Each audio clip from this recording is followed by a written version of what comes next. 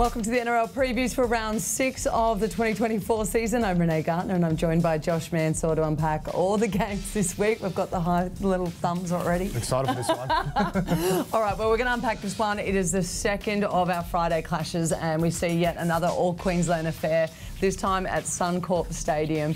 We saw the Broncos push the Storm all the way to the edge last week. They came up empty-handed. A heavier toll on them as well too. They've lost Reynolds. But we see Reece Walsh back. Yeah, upsetting to see Adam Reynolds, miss out on this one.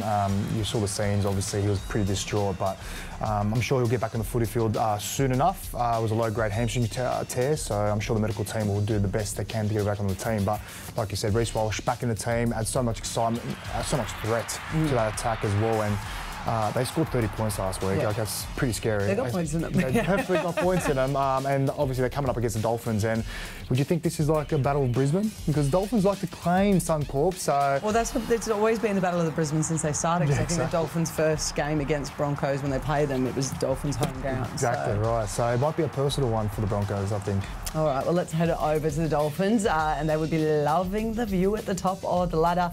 But the Broncos have the wood over them when it comes to some previous battles. Yes. They come into this clash a little worse for wear, similar to a lot of the clubs at the moment. Yeah. How will all the changes affect, I guess, their current winning dynamic?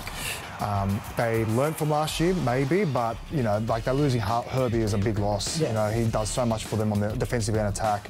But it's a great opportunity to kind of unravel the Brisbane Broncos as well. Like I said, it is a derby.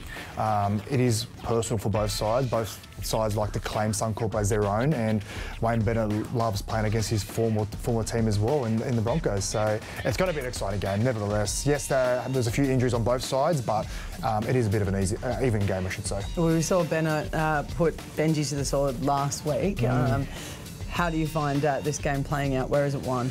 It's a good one. I think Felice is a big loss for the Dolphins just because he puts so much pressure on the halfback and he takes so much time away. And as a halfback, you want to kind of dig into the line and give him as much time as possible for your outside men, and he doesn't allow that. So whoever fills in there, it's a big job and big shoes to fill. Defensively, this game's going to be won. There's no doubt about it. Whoever can shut down the team the most will win.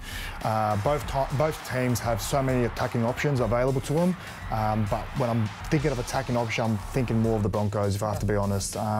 And when you look at the forward packs as well, I'm kind of leaning towards the Broncos. Bigger man, they're hard to handle. They play a lot of second phase footy and they get a lot of joy from it as well. So, and with Reece Walsh's inclusion, I'm leaning towards the Broncos. Oh, we've finally got the Fins down for Josh today. Yes, they are. They're very down. Oh, that's all right. They might be back next week. All right, well, we can't wait for the next instalment of this Brisbane derby. Not many tickets are left for this one, so if you do want to see this match live, rush to nrl.com/tickets. If you can't get to the game though, remember you can watch it on Channel 9, Foxtel, Sky New Zealand or KO. Kick-off is at 8 p.m.